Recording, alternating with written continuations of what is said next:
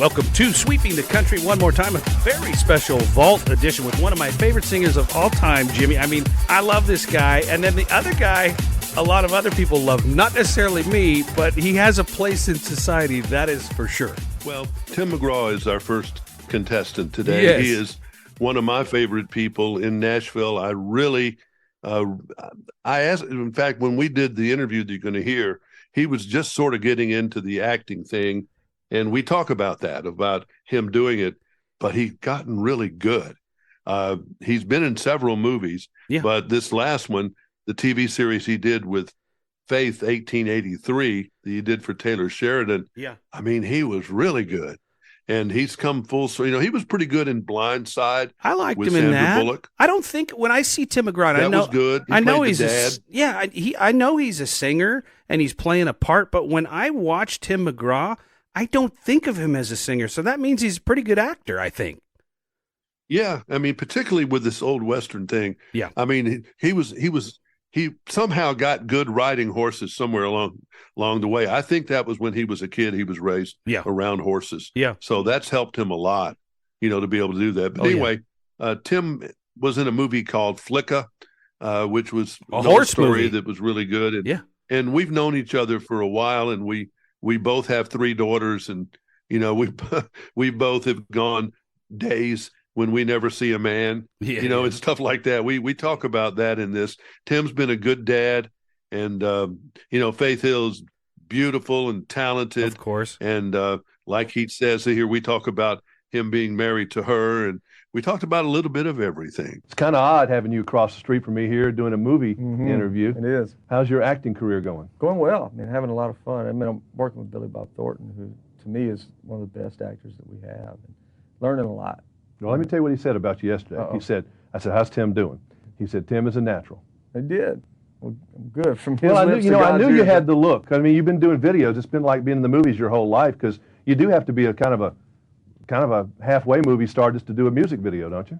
Well, the difference is it's a big difference, because when you're doing videos, you look at the camera all the time. So now when you're doing, you can't look at the camera. So it's so hard to be. You're used to performing to the camera, then you don't. So what I have to do is just not know where the cameras are and just go out and kind of. How about delivering dialogue? That's listening back to it is not so fun, but doing it, it's all right. But I'm learning. It's something that I don't learn. I don't think I would ever see myself being an actor. Going out and calling myself an actor. But I love. It's fun. It's fun to do. And when there's things that come along that I feel like I can do a good job at, then I'll be glad to do them if I think I can. And when you go on stage now, you don't get stage fright anymore, do you? I don't get I get nervous, which is fun. Which is good. It's good. You use it to your advantage. Did you almost throw up the first day you had a big scene in the movie, or did you handle it all right? You sleep good the night before and all that? I didn't sleep very good the night before, but I handled it all right. But I didn't get that nervous. But and of course, everybody on the movie, and Pete, the director, Pete Berg, everybody makes it really comfortable for me. So what role is music in your life now? I mean, is it 60-40? Is it 70-30 music, 80-20? What is it? Well, music is still, that's how I make my living.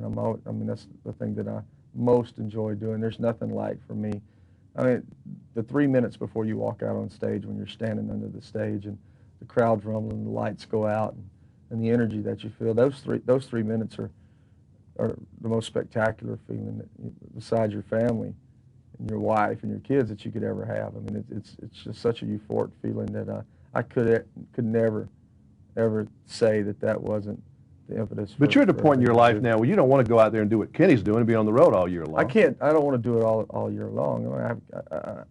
I'm luckily, we got big crowds. So, we can go play at places and people can come see us instead of having to hit every place along the line. But to go out and have 20 or 30,000 people there, it's hard. It's hard to walk away from that and not want to do that. But luckily, the career's, knock on wood, everything's gone so well for us that we can go out and do 30 or 40 shows in a year in a run and kind of be done for the year. Well, I've told you this, and it's what ballads sell.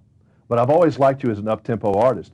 But you just, the girls want to hear you sing a love song, don't they? I guess. And as an artist, you love singing ballads. I mean, it's just fun to sing a ballad. I mean, probably anybody that drives along in their car love to sing along with a ballad.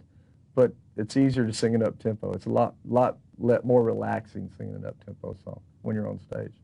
But you still love the recording aspect, or what gets you going in the morning is knowing you're going to get on stage that night in front of 80, 70,000 Well, people. that's by far, that's the biggest thrill. That's the biggest thrill, is going on stage. I mean, I can't ever remember as a kid growing up and dreaming of being in the studio with headphones on and recording. It's always, being sweaty and slinging your hair around. For me and you, as much hair as we got, but slinging it around and being on stage. That was the thrill, and that's still the thrill. That's still the biggest thrill of everything that you do musically. Well, I think those of us who have watched you since day one, and even pre-day one, when you used to come around Crook and Chase, when knowing who you were, it's been great watching your success, and to see you here in the Hollywood interview and going into that aspect is really cool. Well, thank you. I'm really happy Thank for you. you. I appreciate all the help. Tim McGraw, the son of baseball player Tug McGraw. Say what? Who was Philadelphia Phillies and the New York Mets. Yeah, rumor has it, and because you know Tim McGraw, but rumor has it he had a poster in his room of Tug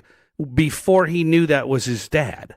Yeah, something Is that like that. right? It's because his mother raised him. Yeah. And he didn't know that Tug was his dad until much later on. That's and I don't remember, it's been a long time since that story was out. Yeah. But he and the dad got close there. Oh, they did, yeah. In fact, that's who came.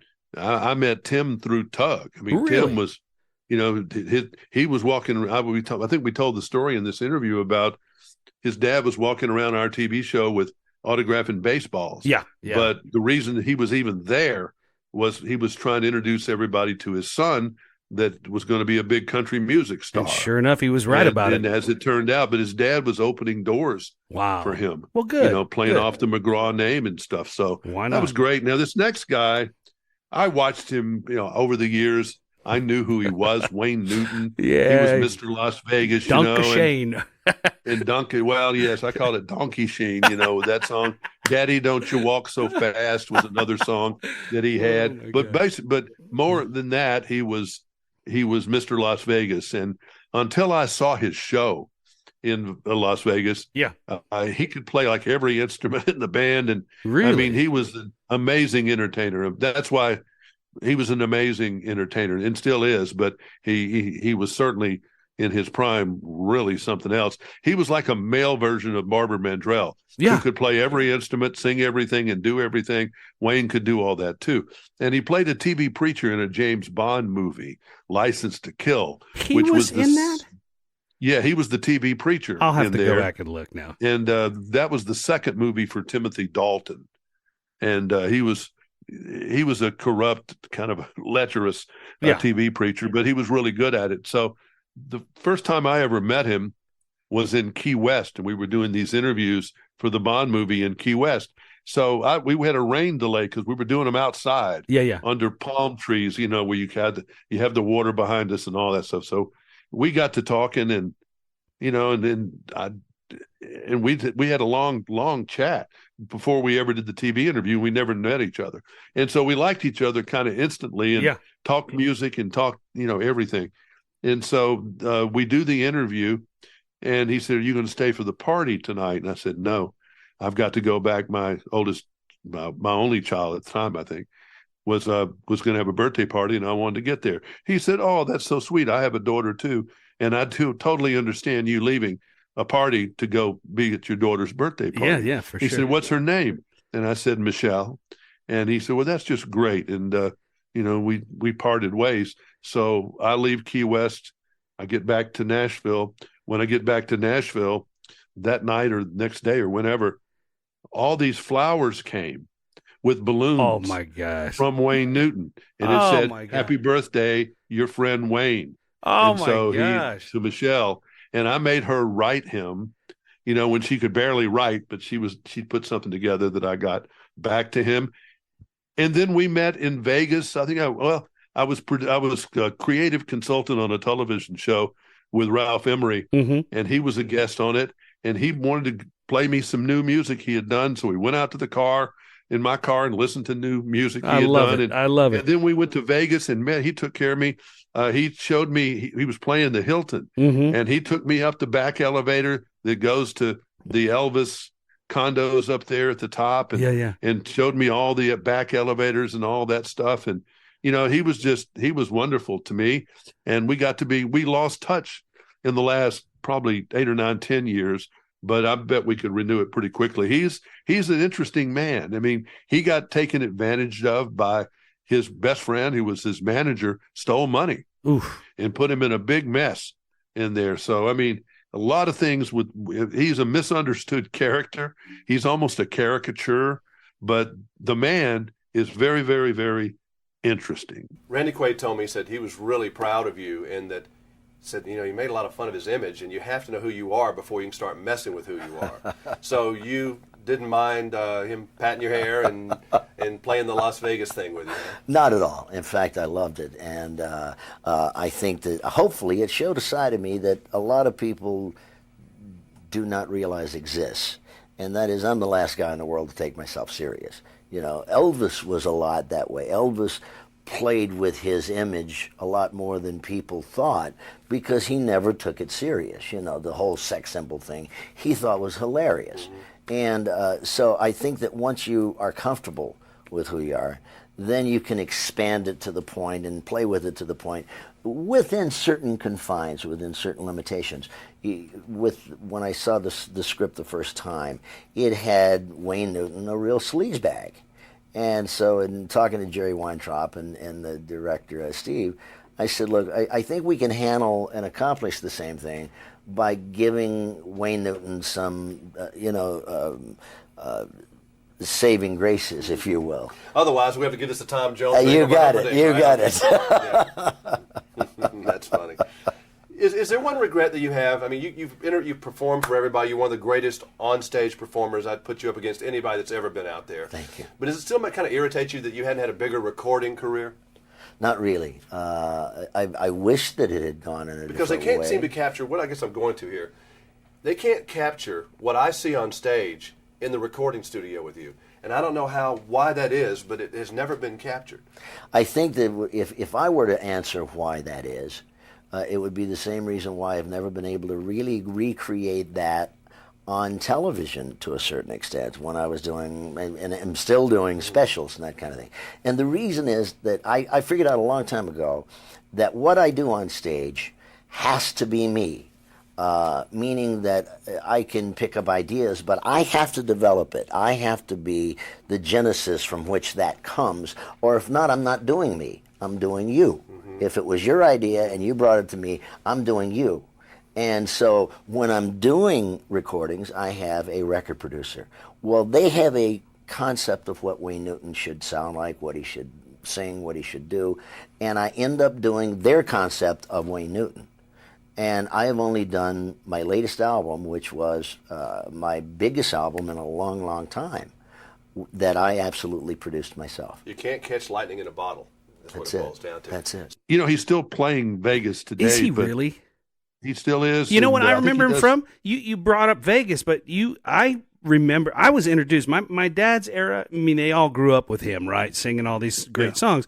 But I didn't. And so where I was introduced to him was in the Chevy Chase Vegas Vacation movie. Yeah. And I saw him in that, and I was like, who is this character? He is like Elvis. The mama goes out there to see him. Yeah, right. Something. Oh, she sees him all right. Yeah, that's right. He's trying to seduce him. And, anyway, that's another time when we had a chance to talk. Bless you, Professor Joe. Did a good job as a TV preacher. Did you watch a lot of PTL Club before you did the movie, or what? Well, now, without nailing me down to one, I watched them all. I really did. My dad is a big fan of Jimmy Swaggart, as am I. And I watched the PTL, and I watched Swaggart, and I watched the ones out of Texas and the ones out of L.A., and all of them I could watch. I studied him for about 3 months. And you came up with Professor Joe. Professor Joe, I hope, was what I perceived the thread that ties all these people together to be. And that is that they believe that what they're saying is correct, and they believe that what they're doing is correct, and that they believe that their mortal being is less important than the job that they're accomplishing. And I tend to agree with that philosophy. But they like cash, Wayne. They like cash.